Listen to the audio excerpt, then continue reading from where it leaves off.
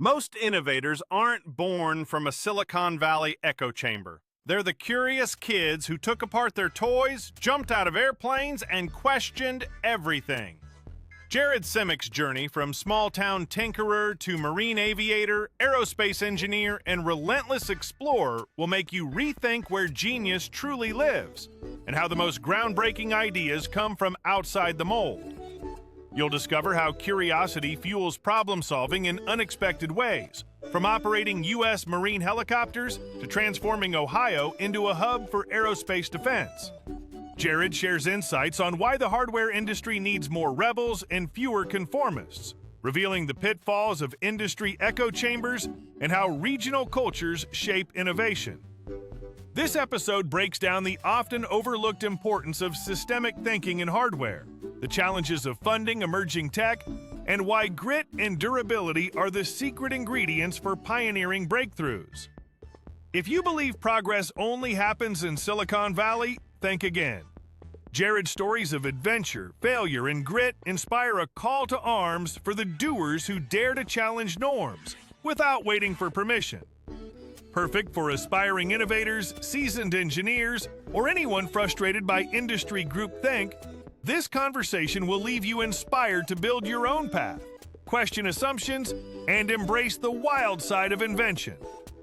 Because in the end, the greatest breakthroughs are born of curiosity's relentless pursuit and a little daring. Now here's your host, David Gamble. Greetings, everyone. Today we have Jared, and I think we'll just get started with your background and where you grew up and just go from there. Yeah. Well, so, God, my background. I started basically as a multi-state person in the U.S. So it's born in South Dakota, raised in the Midwest and in northeastern Ohio. I have the same sort of weird checkered past as everybody else. I have always been an inventor. I've always been an explorer. I've kind of always been one of those types of march to my own drummer kind of people, and that's pretty much led me to everything in life, is really just kind of this incessant nagging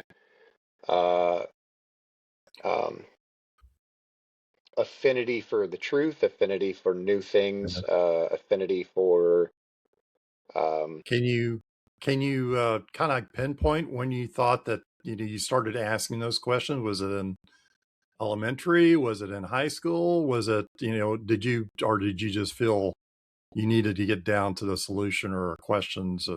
yeah, I don't know. I mean, when can you ever pinpoint, like, when was the defining moment of a core tenet of your personality? I used to take things apart, like you read all those anecdotal tales of, like, oh, this guy, it's like when he was a kid, mom couldn't stop him from taking apart the toaster.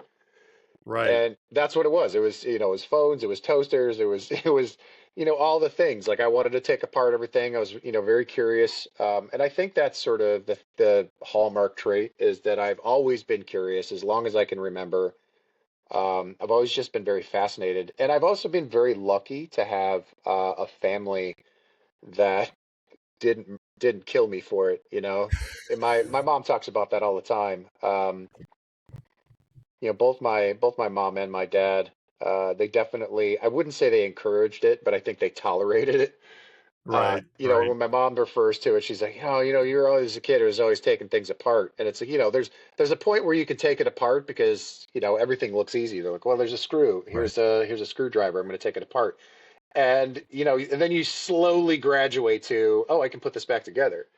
So instead of being destructive, then you start learning how to be constructive again, and how to realign things. So, I mean, it's just, that's sort of the natural progression, I think, of people that end up becoming engineers, people that become problem solvers. I think they have that curiosity, and I think innovators are in the. I think if you're looking on the sliding scale, that spectrum of curiosity, I think they're very much peaked to curiosity, and that's pretty much driven everything. I mean, if I'm really kind of looking back at my life, I think curiosity has probably been the largest driving factor of almost everything. I've always been one of those types of people who's like, I really want to know what that's like, you know? And that, that transcends into my adult life. It's, I woke up one morning and I was like, I really want to skydive.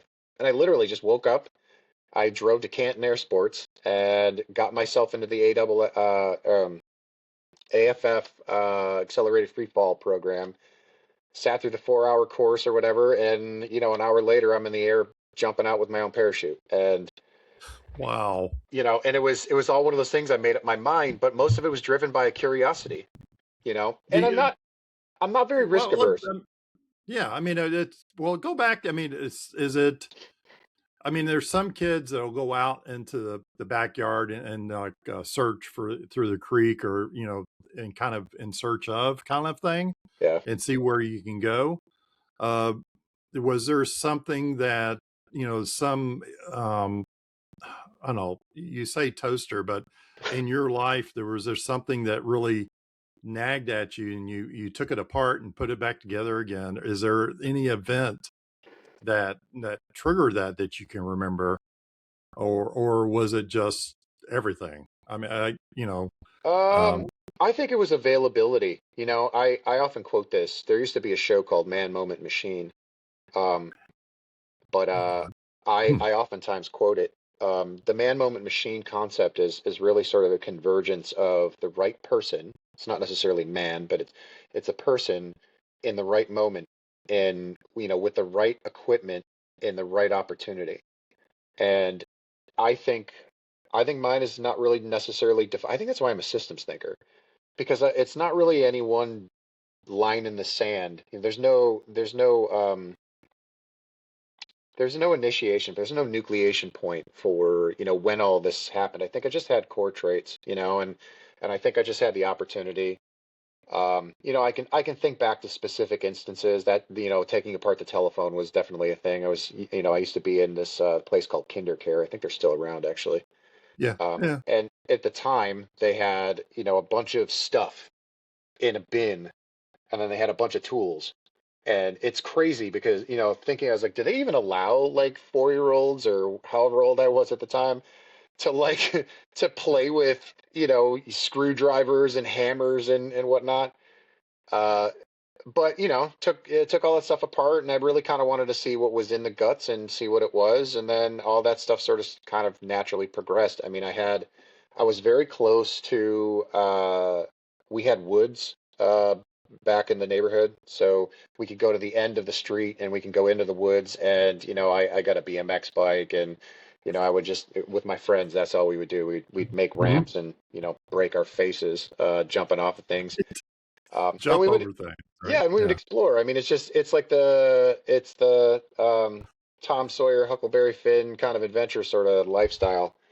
And yeah. it was quiet, lower middle class. We came from a blue collar family, and it wasn't anything of any ridiculous privilege. But it was comfortable. It was safe. It was enabling, and we had the opportunity because we had the woods, and then we moved to the other place. We even had even better woods, and I was closer to my friends, and we would just ride our bikes and go catch crawfish at the creek, and we go swim in the river, and we go.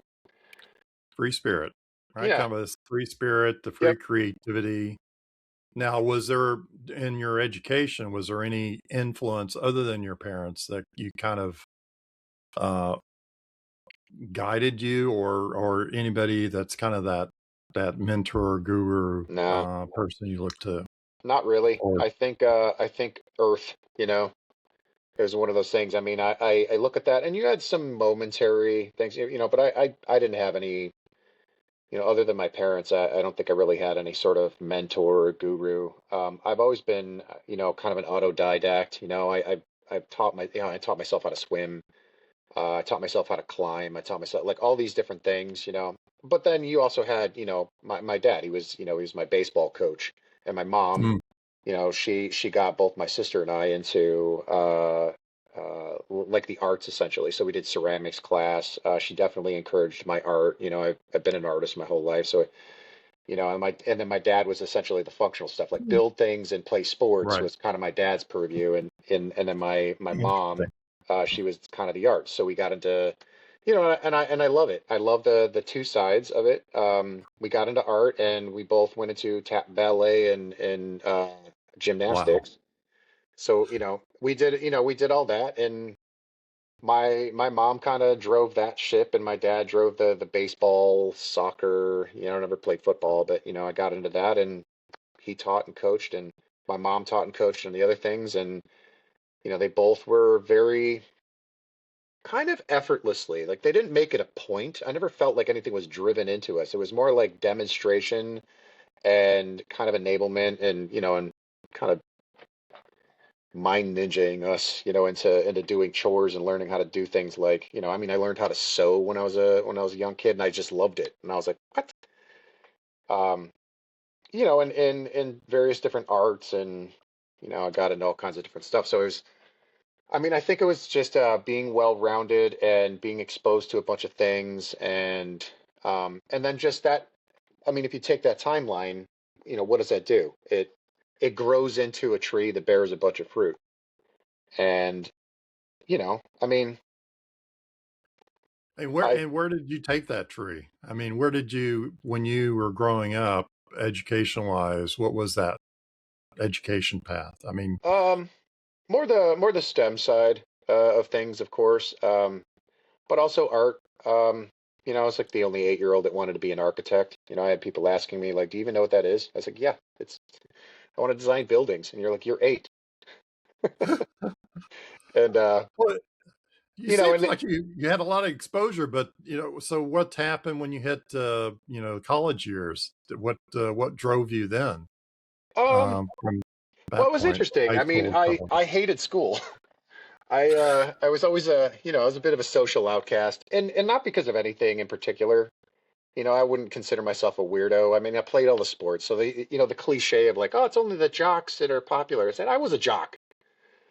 I played baseball at a high level. I played soccer. I was at one point I was on the tennis team. I played golf since I was 8. Like all these different things. I played all these sports, and most of them I was actually pretty good at, especially baseball. And but I don't know. It was just I think because I sort of marched my own drummer. Um,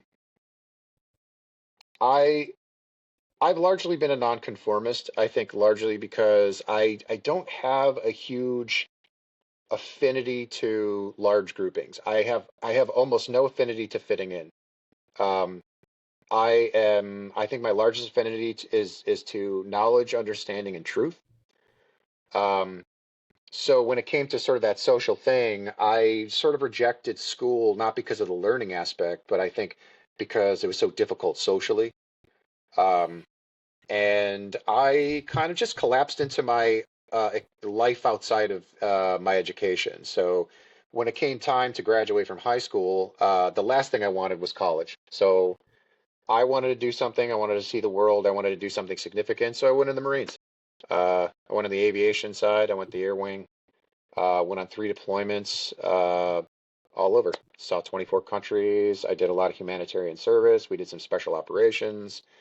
Um, a whole bunch of things. I was in Indonesia for their coup. We had to evacuate the Americans from the embassy there, and it only lasted like 72 hours or something like that. So it basically was like a jump in, jump out. I was in Yemen for the USS Cole getting bombed. We had to rescue them. So Operation Determined Response. I was on the Marine Expeditionary Unit that rescued them, and we stayed Right. in that area. And then we did anti-piracy interdiction and the, not the Gulf of Aden, right off the Horn of Africa. You mean Yemen? No, no, no, no, Or no. the More like oh, Somalia. Um, oh, okay, gotcha. That further up. yeah, Right. and in training in militaries, some humanitarian aid. We helped the Timorians, East Timorian people, because the Indonesians were Right. perpetuating a genocide there, et cetera, et cetera. So not to get into the details, but it was interesting because I had all through high school, I befriended my physics teacher. I really wanted to get into particle physics. I started to learn quantum mechanics. At one point I wanted to work for CERN or Fermilab. Wow. That's the direction that I wanted to get into. He recommended me for the NASA SHARP program. I was moving in that direction, and then the problem was is that there was something that I didn't reject academia. There's something about it that was just too limiting, and I ended up Oh, finding. conforming? Do you think it could have been conforming? Because it's kind of a path that doesn't have a lot of directions. I mean, Yeah, it's limiting.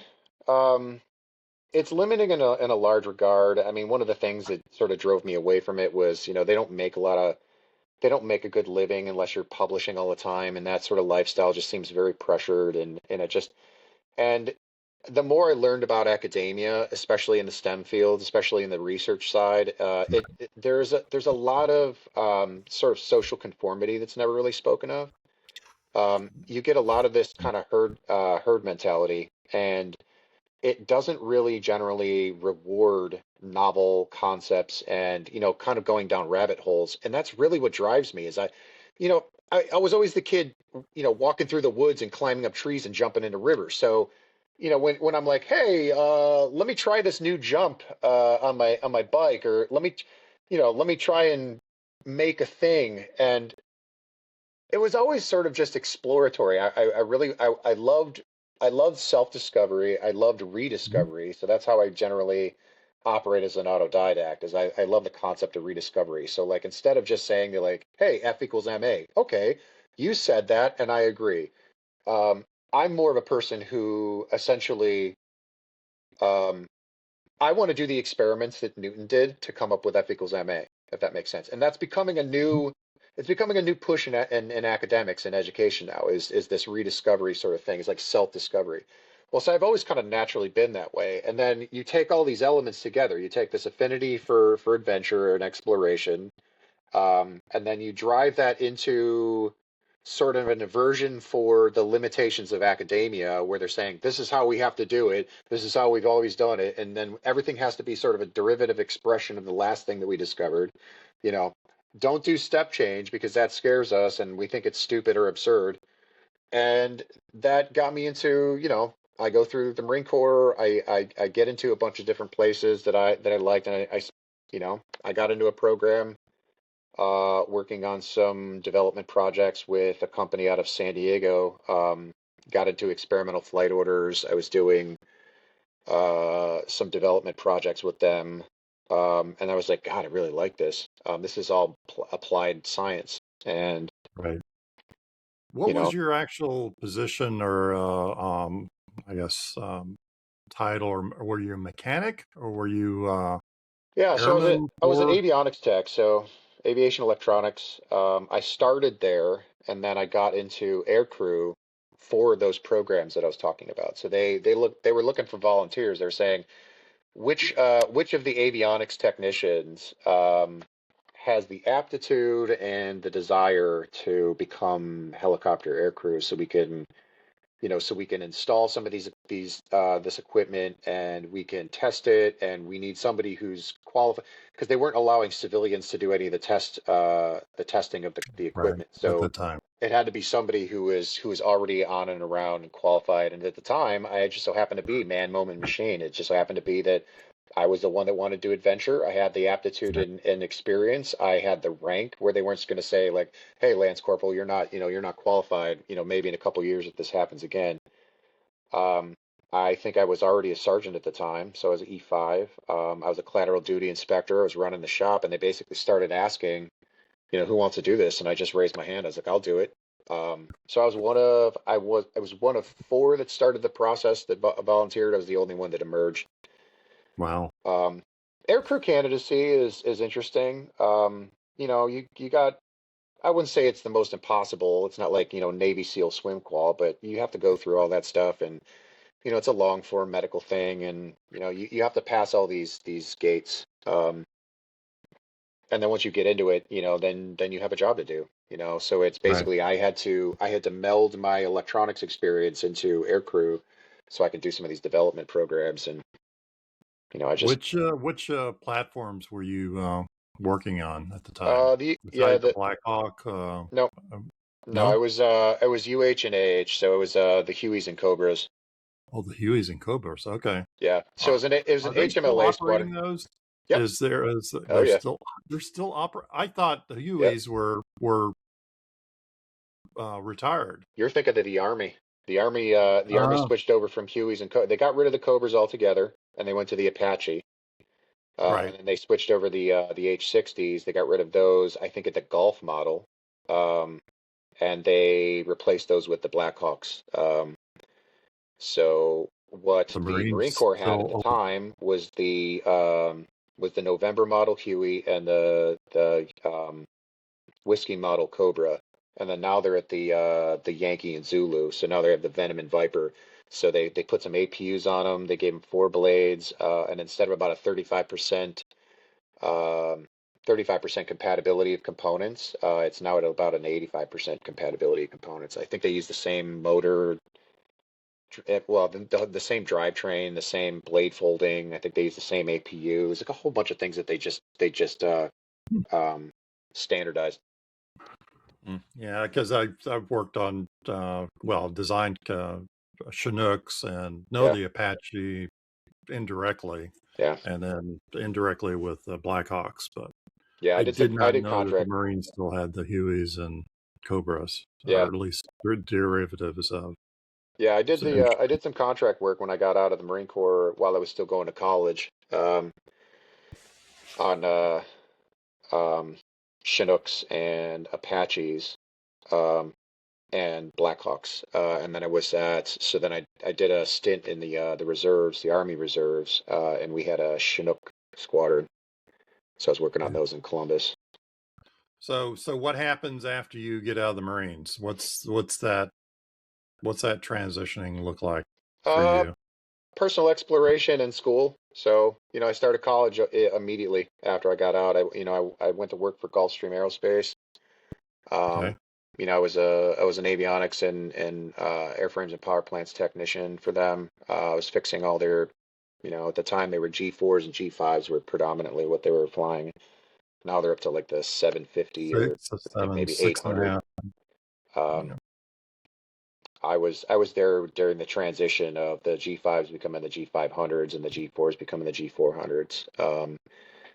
You know, Installing the EVS system. I put in one of the first EVS systems in one of the privately owned G5 SPs.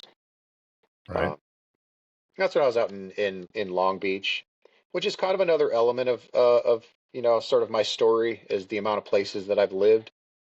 A lot of places that I've lived, places I've deployed, places that I've traveled to. That cross pollination of cultures, cross pollination of ideas gives you a greater understanding.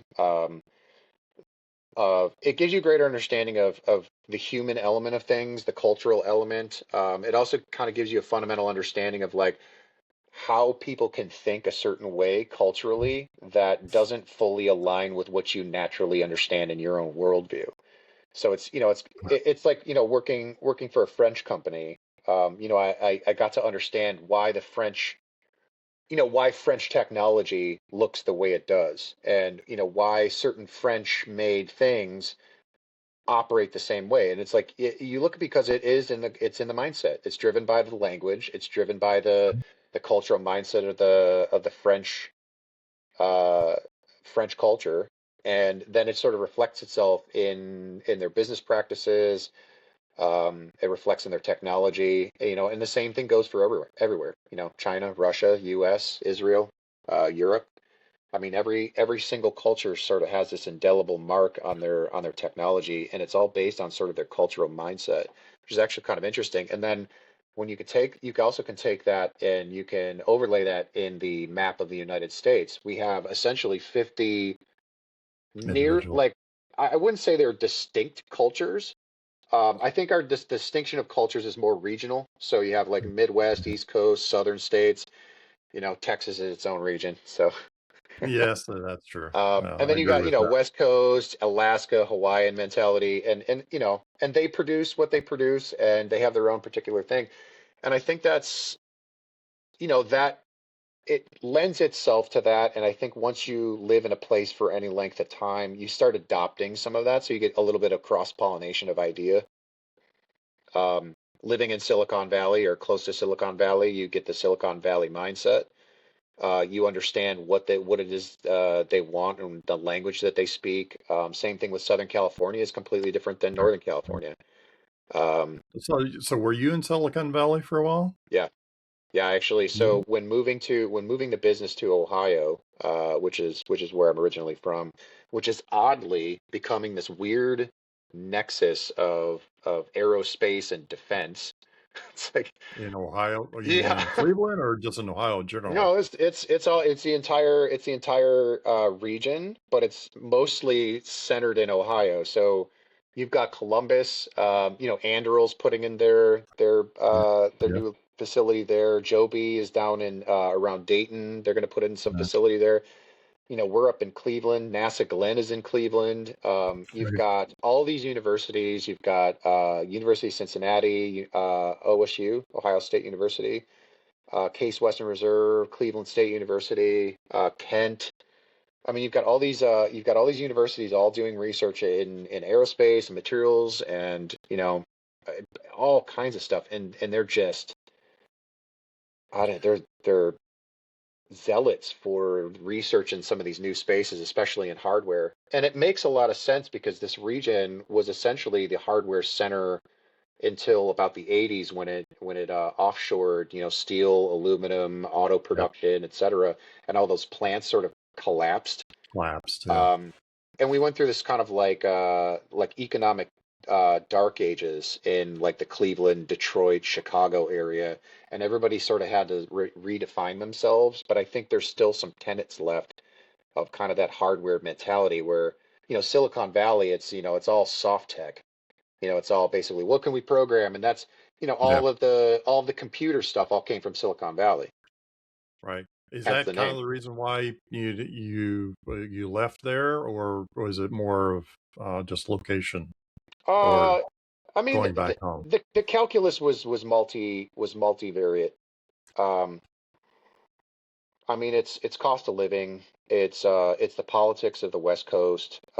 It's the tax system. The Silicon Valley has a very interesting relationship with startups because of its affinity to the SaaS model, um, software as a service. Yeah. Everyone got really lazy, I feel, in that space of being able to say, okay, well, we can inject capital into a startup that doesn't really require, it's not a high capex, and it has a very quick turnaround, a very short runway. So when you're used to going to like some app, some AI, some software algorithm company, and maybe a little bit of full stack, like maybe some hardware, but it's mostly software driven. When you're talking about runways that are measured in less years and more months, and a capex to get something, to get an MVP, you're talking about sub 10 million. Um, you tend to get a little you get a little lazy. I think you get a little spoiled at a certain point, and then along comes, hey, we're trying to change a paradigm in hardware tech, and all of a sudden they're saying, okay, well that's great. Right. What is But your yeah, a question for you. You meant, and this is a apex that I've always had an affinity for, was the differences between software and hardware, and yeah the silicon bros that are coming from just software, throw it out, fix it because it's just code, to understanding hardware differences. So what is the equivalent of Silicon Valley for hardware now? What do you feel, let's kind of like future think this. there Is isn't. that Ohio? Is that just Yeah, everywhere people need to? no, I think there's two in reality, and this is I don't know, this just might be my perspective. I think I, I might not be fully correct, but I think there's really essentially two specific locations or sort of regions. I think the Austin, Texas region is where defense is just coalesced. That's the nucleation point of a lot of defense tech.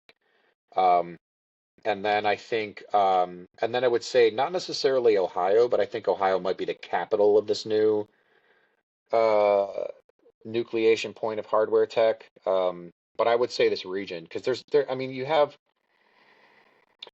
what is it, University of Michigan. They've got an incubator there. And then you've got M Hub that was um, it's been a while since I reached out to them, but M Hub up in Chicago, and then we have a bunch of incubators and accelerators here in Ohio. On top of like Jobs Ohio, and Greater Cleveland Partnership, and NASA Glenn, and like all the ecosystem here is strong, and it's getting stronger. And you're Right. having a lot of this cross communication between some of those elements, and then you also have Wright-Patterson Air Force Base, which is kind of the center for a lot of. I think there's a defensive innovation unit down there. AFRL is, one of their hubs is down in Wright-Pat. So a lot of things are sort of coalescing around the kind of the Dayton, Cincinnati, kind of general area, and then a lot of them are like production is happening in Cleveland and Columbus. Um, Yeah, because so I've never, yeah, because I know Austin is getting more populated, but I tend to think that's just Silicon Valley repopulating in a more friendlier political area. But it still has that kind of progressive. Austin's always that kind of like rough in the diamond within Texas to be yeah, progressive in a very conservative state. well, It's kind of that mix of bag. it was interesting. I mean, I worked in Temple. Um, I was doing contract work in Temple and out of Fort Hood, so I lived there for a while I was doing contract work. Right. And we go down to Austin all the time, and it was interesting because it it's like it's a strong line in the sand. They always talk about keep Austin weird. Um, Yeah. and you're kind of like, okay, but I think to me that it's like keep Austin sort of like normalized. It's like keep it purple, keep it centrist. I mean, it is kind of liberalized over the years, but I don't know. It was interesting. And then in stark contrast, you get up towards Fort Hood and like the Temple area, Temple, Waco. You get more into like some of the Very, more very, conservative cities. And yes, very at the conservative. at the Yep. time when I was there, I had an Obama sticker on my Jeep. And everyone's looking at me like, well, what? Wow, why that guy? And I was like, "What?" So and not to get into that, not to get into that argument, No, because no, no. but But it plays into that culture that either will attract that type of mentality mhm, or just pushes away. yeah, Right. And in software is kind of a different mentality than hardware, because hardware you have to be physically on something yeah, and physically working with something. yeah, Hardware guys, software, they're just coding. They're just sitting on the mm, keyboard coding. That's all they're worried about is, okay, do I make an if-then statement rather than a do loop or something like that? yeah, And it's a mentality that like you mentioned before in Silicon Valley, it's more of you just have to be there to get the investment is what I feel like it's becoming. yeah, Austin is kind of like that new edge, but then if is the Ohio Valley and that at centralizing is it starting to do the manufacturing, which when I think of manufacturing, I think more of the hardware portion of it, advancements yeah, in the systems and the hardware, because I don't see anywhere else. I can't pinpoint it. It used to be sometimes when I was with Boeing, it was Seattle. It hmm, was kind of the manufacturing hub for creating big things, yeah, like 777, 67, 37, 787, yeah, which is where that, but it's, when I think of Ohio, I think of GE engines, GE aerospace, not necessarily Pratt. Pratt's more in Canada yeah, for the most extent and upper Northeast. But it doesn't, where's the up and coming manufacturing, I guess, for that hardware? Well, And I think it's everywhere. I think instead of looking at in terms of regions, I think it needs to be in terms of, where are the startups versus where are the legacy OEMs? Where are your primes? Um, a lot of the startups, we there's a bunch of headquarters in Ohio. I mean, you've got a lot of very large, Fortune 200 companies headquartered in Ohio. I mean, they just put this massive Sherwin-Williams headquarters building in downtown Cleveland. It's Right. another skyscraper. You've got Parker Hannifin, you got Eaton, you've got God, who else is here? Um, I mean, there's a massive laundry list, and every time you turn around, there's an oh, I didn't know this was the global headquarters here.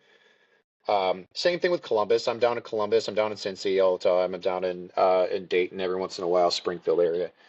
Um, and it's I don't know if it's necessarily a good way of being like, okay, well, this is Silicon Valley just for hardware. I think it's more or less you still have kind of that SeaTac Yakima area for like the Boeings because they still have their tiered supply system that all needs they all want to be close. Um, and you've got Palmdale in Southern California. Which Skunk your Works. Lockheed's, Yep. right, exactly. Your Skunk Works, your Phantom Works. Um, all the big innovation stuff in terms of like the OEMs for the secret squirrel stuff Right. is all there. But when it comes to a lot of sort of like the mid tier, like not necessarily your legacy or your prime OEMs, but some of the we've been around for a while, and we have viable products, we have market entry, all that other stuff. I think that's what's kind of coming here. But the thing is it's being distributed pretty much everywhere. So I can't honestly say that Ohio is the place. It's not the nexus of hardware tech. I think what's happening is we are sort of self-sorting as a nation. Right. And it's also kind of with opportunity. You look in terms of like decarbonization of aviation, and you look at the fact that no one's funding it here.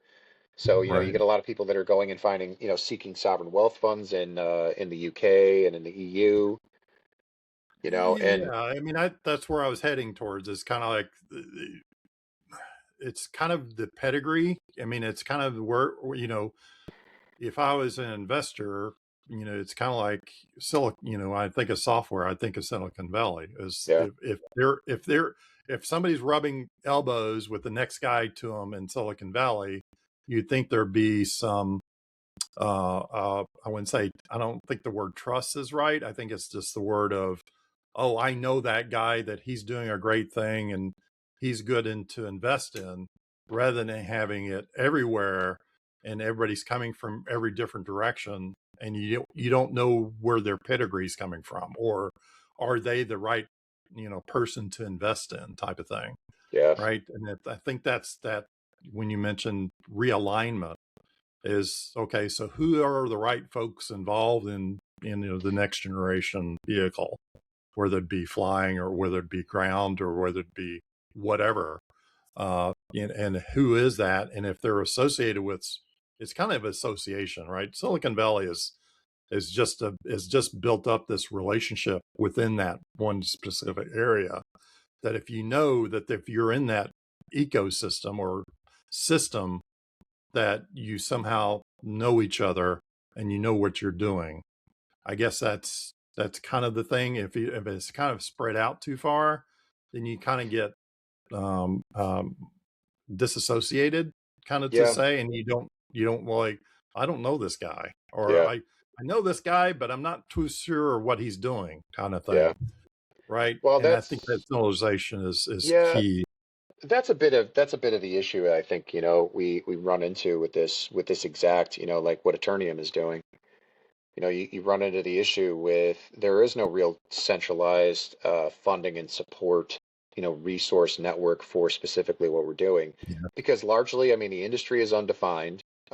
In reality, I mean, we say that this is what we're doing, but it doesn't really have much of a standardization of narrative. Um, and a lot of the hardware, physics, and science that's being worked on, it's not very readily understandable to a lot of the investors, except for a very small handful that may understand kind of what you're talking about when you say this is what we're doing and this is why we need to do it.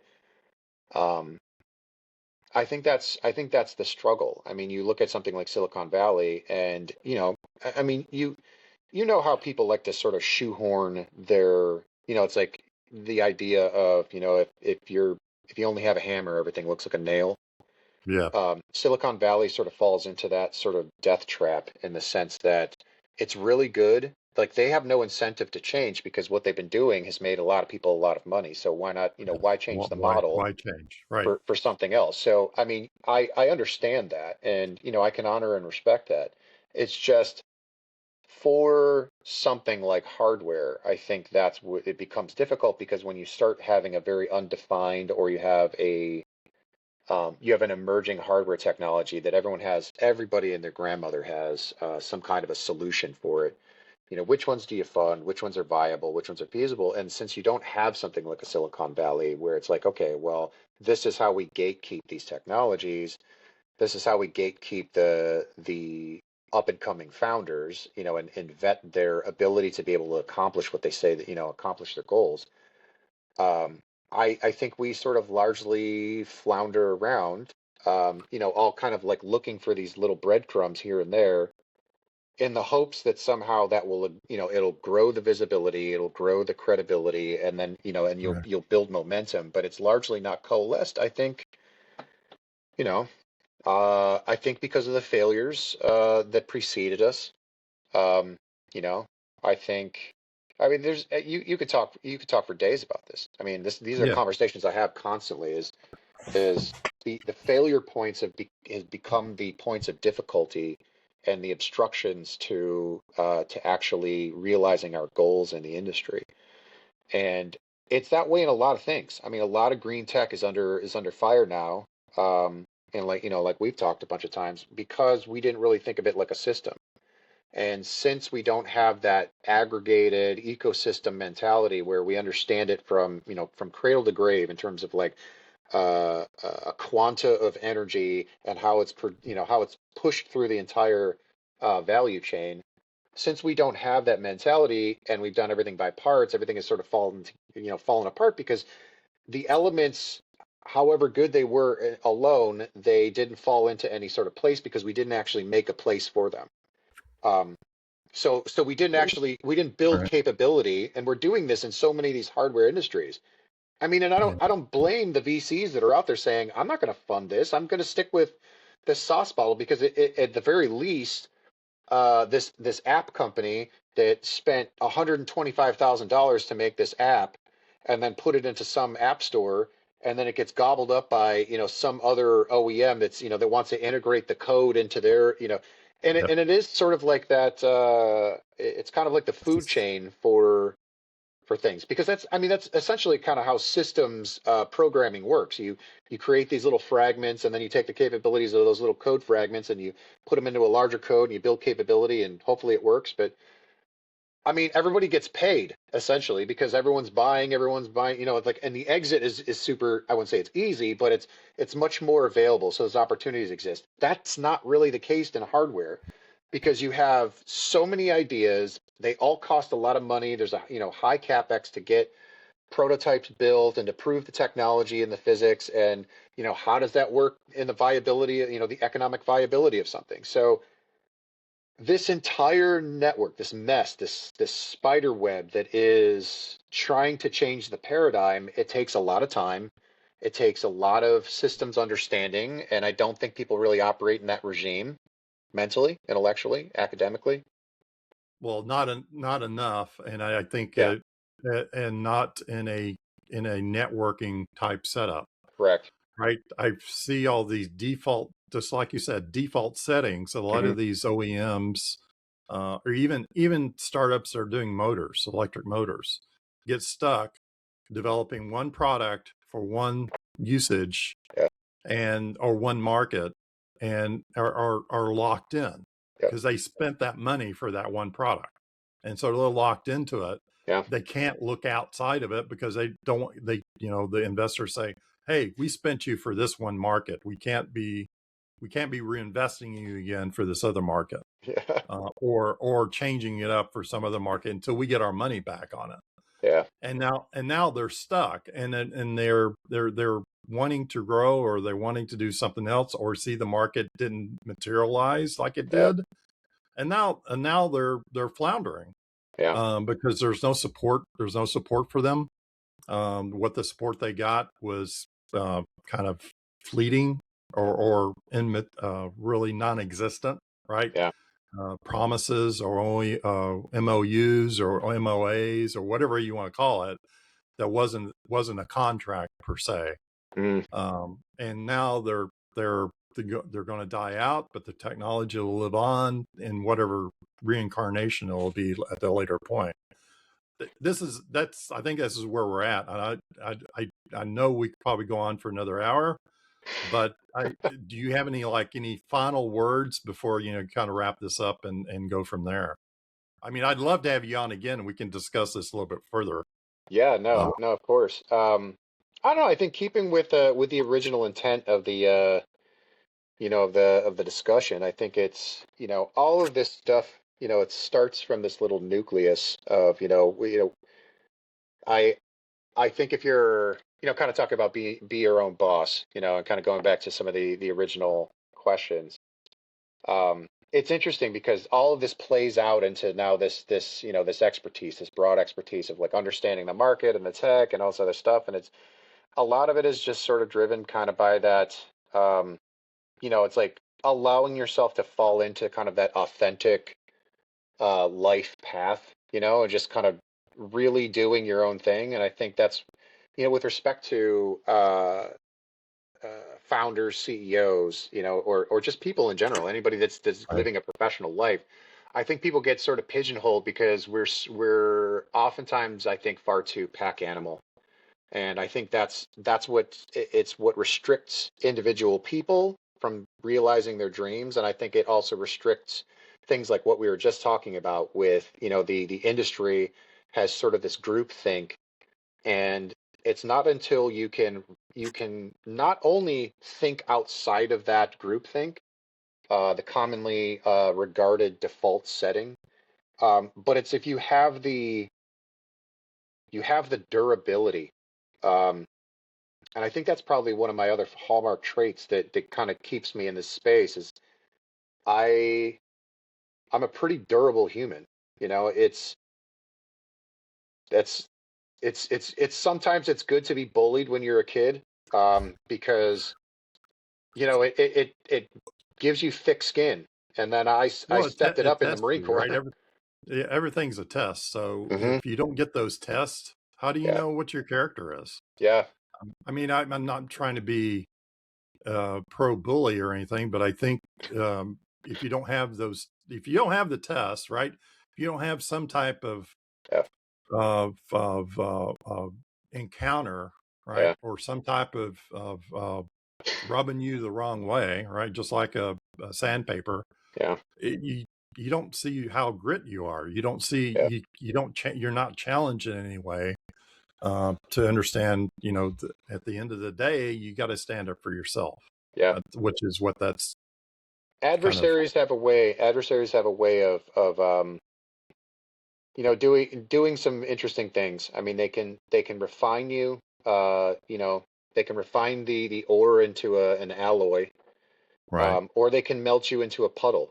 Um, and it's sort of our choice. It's our choice to sort of learn the durability. And I think that's kind of where I am now with, say, Eternium, and even largely in the decarbonization of aviation industry. It's one of the reasons why I jumped into High Sky and and Yusha and um, all these different societies that are trying to tackle the problem. I think what it needs is it it's attracted all of the scientists and all the people that believe in what this represents.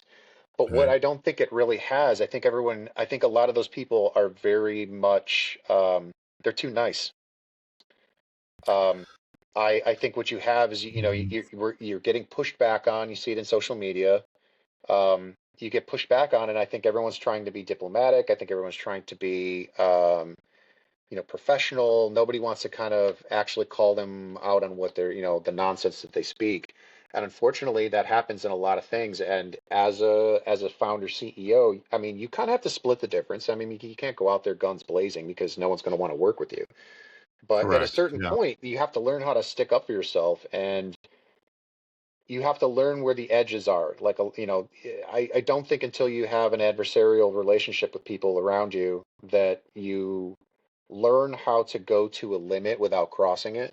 And I think that's kind of largely where we need to be, is that we need to really get very truthful with what it is we're trying to accomplish. I think we need to expand our goal set into, like you and I have talked about, we'll expand it into relevancy in competition to the incumbent. And that's gonna take somebody or a group of people. I mean, more specifically, it's going Really. to take a group of people that are able to go in and sort of take the knocks and to keep pressing forward. I mean, that's some Marine Corps stuff right there for me. Is Yeah. that, when the enemy fights back, you don't just say, "Okay, that's it. All right, we're going home." You say, "No, that's the objective." That's just when it gets started. Yeah, right, exactly. And you also have to understand that, the enemy has a say. And the enemy in that sense is anybody that sort of, works contrary to a specific, narrative or message or goal or any of that. You find them anywhere. Zealots exist everywhere. And it doesn't necessarily mean that they're wrong. They just have a certain perspective. And a lot of that is that, you have to sort of be able to dismantle that. But it takes an psycho-emotional durability that I don't think a lot of people in STEM particularly have. I think they're No, they very don't. agreeable. Well, that's the nerd Yeah, portion of it, right? yeah, It's not the you're talking about an arena for people who are not willing to tackle the lion, right? yeah, In the lion's den. yeah, And if you're not willing to tackle the lion, you're not going to stand up for what you stand for. yeah, And then you're going to cower to whatever they tell you to do, right? It's not everybody's cup of tea. yeah, It's really not. And it's kind of getting to those people who are going to you talk about zealots. So it's kind of standing up to those and knocking them down a notch to saying, no, you're not right. You're taking it wrong. And this is what we need to be doing. But yeah. as a group, we need to be doing that. And I appreciate your time, Jared. I like I said, I could probably discuss it for another hour, and we probably will Yeah. at a later point in time. And I appreciate you. And for that, let's conclude this, and we can say adieu for right now. Fair I enough. appreciate it. All right. Yeah, thanks for Thanks, having me. man. Say bye. Thank you for joining us on this enlightening journey with Jared Semik. We hope his story of curiosity, resilience, and innovation has inspired you to challenge the norms and explore new horizons in your own life. Remember, the path to groundbreaking ideas often starts with a simple question and the courage to pursue it. If you enjoyed this episode, please subscribe, rate, and leave a review on your favorite podcast platform. Your feedback helps us bring more inspiring stories to listeners like you. Don't forget to connect with us on social media and share your thoughts on today's discussion. Stay curious, keep exploring, and join us next time for more insights and stories from the world of innovation. Until then, keep pushing the boundaries and daring to dream big. Thank you for listening, and we'll see you in the next episode.